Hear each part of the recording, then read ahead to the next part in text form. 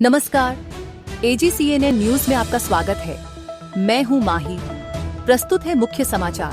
500 वर्षों का इंतजार खत्म, शुभ दिवाली। 500 वर्षों का इंतजार समाप्त करते हुए प्रभु श्री रामलला एक बार फिर अपने धाम में विराजमान हुए हैं। उनका संदेश स्पष्ट है, अपने पथ से कभी विचलित मत होइए, संघर्ष का मार्ग अपनाइए, सफलता अवश्य प्राप्त होगी। आगे मुख्यमंत्री योगी आदित्यनाथ ने कहा, ये 8वां संस्करण है दीपोत्सव का और प्रथम संस्करण में जब हम लोग आए थे, राम कथा मंडप भी छोटा था,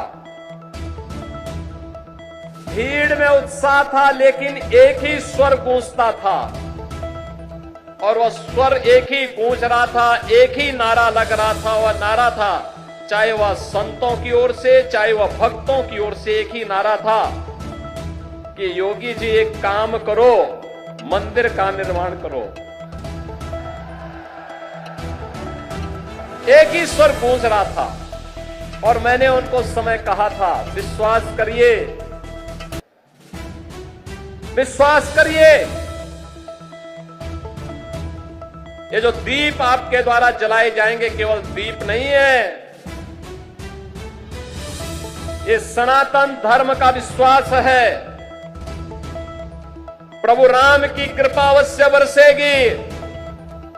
500 वर्षों के बाद वे अपने धराधाम पर अपने काज को प्रारंभ करने के लिए अवश्य कृपा बरसाएंगे। आप कार्य करिए, कृपा भगवान की अपने आप बरसने वाली है और हम सब आभारी हैं प्रधानमंत्री मोदी जी के,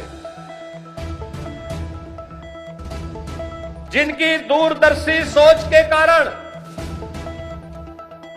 5 अगस्त 2020 को जब दुनिया कोरोना महामारी के सामने पस्त थी, तब भारत के यशस्वी प्रधानमंत्री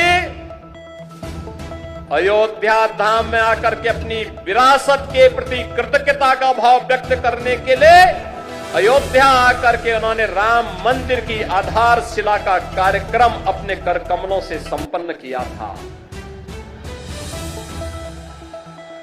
और यह वर्ष अयोध्या के लिए अद्भुत है, अनुपम है, अलौकिक है, अद्वितीय है। जब इस वर्ष 22 जनवरी 2024 को अयोध्या धाम में 500 वर्षों का इंतजार समाप्त करके